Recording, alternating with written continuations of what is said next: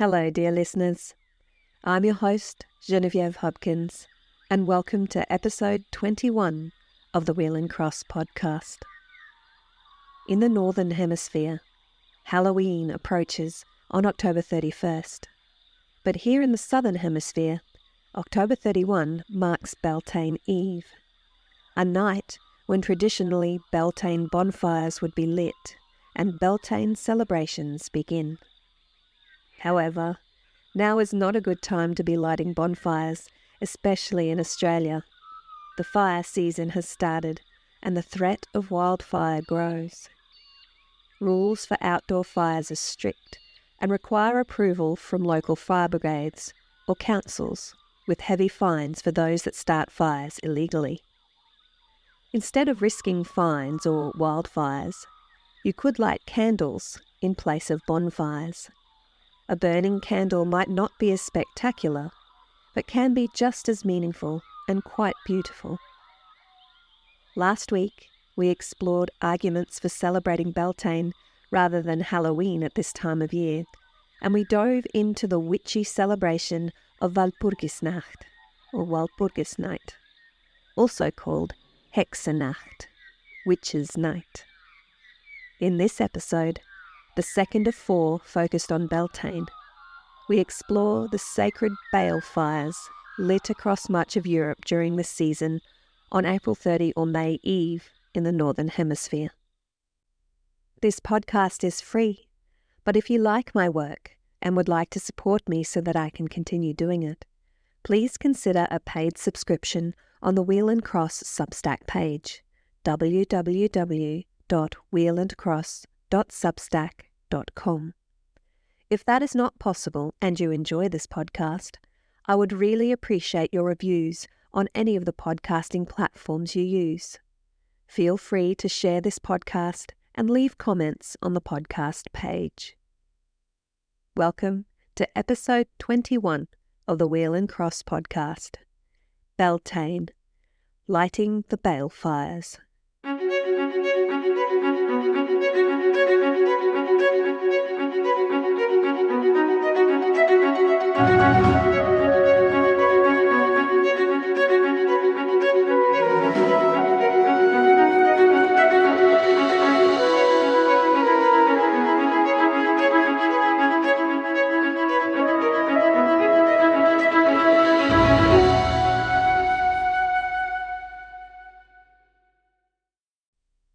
As always, I would like to acknowledge the custodians of these lands on which I work and live in Australia's capital region, the lands of the Ngunnawal and Ngambri people, and I pay my deep respects to their elders past, present and emerging, and to all First Nations across Australia.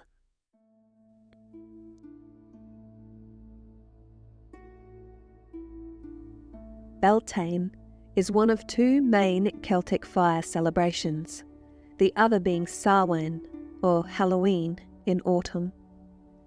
Ancient Celts are thought to have marked only 2 seasons in their calendars. The season of winter started on Samhain or Halloween, and the season of summer began on Beltane or May Day. Across the British Isles and much of the entire European continent, bonfires were lit on Beltane or May Eve, often on the top of hills close to settlements. These fires were usually lit in a ritual involving forced fire, also called need fire, using friction from rubbing 2 sticks or pieces of wood together. Need fires were thought to be healing or purifying and were commonly used in folk magic and medicine to ward off evil in the form of fairies or witchcraft or disease. Communal and ceremonial need fires were constructed of large logs, which required a number of people to manoeuvre. Many of these communal need fires in Gaelic-speaking lands were traditionally lit by druids, who chanted incantations as the fires were brought to life. The fires in the hearths of the village or settlement would be extinguished and then rekindled with brands from the living or holy fire. John Ramsay of Ochtertyre in Scotland, a friend of Sir Walter Scott and patron of Robert Burns, wrote in 1888. The night before, all the fires in the country were carefully extinguished, and next morning the materials for exciting this sacred fire were prepared. The most primitive method seems to be that of which was used in the islands of Skye, Mull and Tiree. A well-seasoned plank of oak was procured, in the midst of which a hole was bored. A wimble of the same timber was then applied, the end of which they fitted to the hole. But in some parts of the mainland, the machinery was different. They used a frame of green wood, of a square form, in the centre of which was an axle tree. In some places, 3 times 3 persons, in others 3 times 9, were required for turning round, by turns, the axle tree or wimble.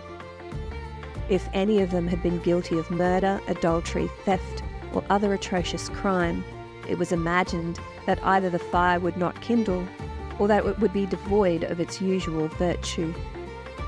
So soon as any sparks were emitted by means of the violent friction, they applied a species of agaric, which grows on old birch trees, and is very combustible.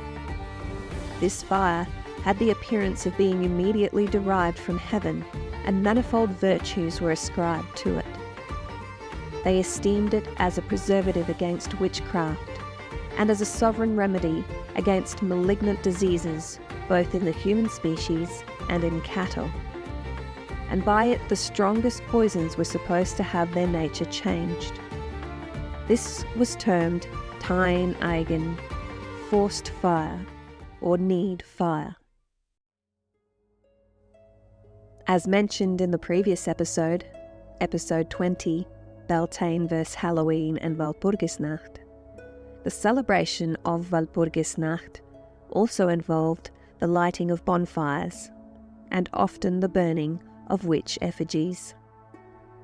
An ancient tradition practiced throughout the British Isles, as well as across northern Europe, especially in Germany, Austria, Scandinavia, Poland, and the Czech Republic, involved cattle being driven between 2 balefires. This was done in order to protect herds against disease, fairies, or witches, and to bring luck as they made their way from the winter pastures in the valleys to the summer pastures in the hills and mountains.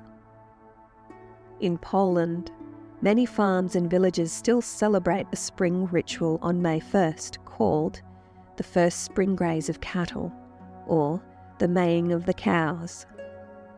This ritual involves dressing cows in wreaths of birch tree branches for fertility, singing ritual songs, hiding objects symbolizing prosperity under the thresholds of barns, and making cattle cross a threshold, or step over a symbolic branch, with their right leg first, as stepping with the left leg would bring misfortune. It also includes a ritual cleansing of cattle with smoke from sacred herbs to protect the cattle from disease or sorcery. In Scotland, shepherds cooked caudle and baked sacred bannocks on the fires, giving some of the bannock as a sacrifice to bless and protect their flocks.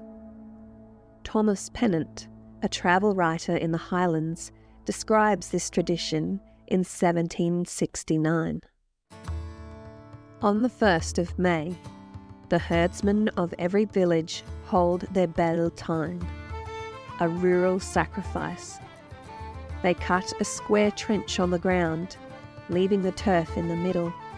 On that they make a fire of wood, on which they dress a caudle of eggs, butter, oatmeal and milk, and bring, besides the ingredients of the caudle, plenty of beer and whiskey, for each of the company must contribute something. The rites begin with spilling some of the caudle on the ground by way of libation. On that everyone takes a cake of oatmeal, upon which are raised 9 square knobs, each one dedicated to some particular being, the supposed preserver of their flocks and herds, or to some particular animal, the real destroyer of them. Each person then turns his face to the fire, breaks off a knob, and flinging it over his shoulder says, "This I give to thee, preserve thou my horses. This is to thee, preserve thou my sheep," and so on. After that, they use the same ceremony to the noxious animals. "This I give to thee, O fox, spare thou my lambs. This to thee, O hooded crow, this to thee, O eagle." When the ceremony is over, they dine on caudle. The webpage "Why 18th Century Scots Performed Mock Human Sacrifices Over Cake" from Atlas Obscura explains this part of Beltane history and provides a recipe for Beltane bannock and caudle. This time of year was an important time for pastoralists and bore no significance for European crop growers. Some scholars believe this may indicate that Beltane is a pre-Celtic, broader European celebration based on older pastoral rather than agrarian cultures. Beltane was also a time when many Celtic communities celebrated the union of male and female energies to encourage fertility and ensure a bountiful harvest. This could involve the ritual marriage and coupling of a king, either symbolic or an actual king, with a sacred woman, often a priestess. The coupling took place in an open field and was considered a king's sacred duty, ensuring the prosperity of the entire community. Young men and women would also take part in less ritualistic, though still sacred couplings to celebrate life and fertility. Hand-fasting ceremonies were held, in which couples' hands would be ritually tied with ribbon, pledging themselves to each other in a trial marriage for a year, when they could decide to stay together or split apart. This is where the term "tie the knot" comes from. The more sexual elements of the Beltane festival began to disappear with the spread of Christianity, though by the 19th century some echoes of the old traditions were still practiced. Sir William Wilde wrote in 1852, "With some, particularly the younger portion, this was a mere diversion, to which they attached no particular meaning. Yet others performed it with a deeper intention, and evidently as a religious rite. Thus, many of the old people might be seen circumambulating the fire, and repeating to themselves certain prayers. If a man was about to perform a long journey, he leapt backwards and forwards 3 times through the fire, to give him success in his undertaking. If about to wed, he did it to purify himself for the marriage state. If going to undertake some hazardous enterprise, he passed through the fire to render himself invulnerable. As the fire sunk low, the girls tripped across it to procure good husbands. Women great with child might be seen stepping through it to ensure a happy delivery. And children were also carried across the smouldering ashes. At the end, the embers were thrown among the sprouting crops to protect them, while each household carried some back to kindle a new fire in its hearth. Beltane fires are being revived across the British Isles, and the biggest of these is the Edinburgh Beltane Fire Festival in Scotland, which was started in 1988 and takes place on Calton Hill. A bucket list event if there ever was one. Next week, we'll explore Beltane traditions related to water. In the meantime, I offer you an old Beltane blessing. May the fires of Beltane light your path and warm your heart as you welcome the bright and beautiful season of summer. See you next week for episode 22, Beltane, Springs, Wells, and Morning Dew.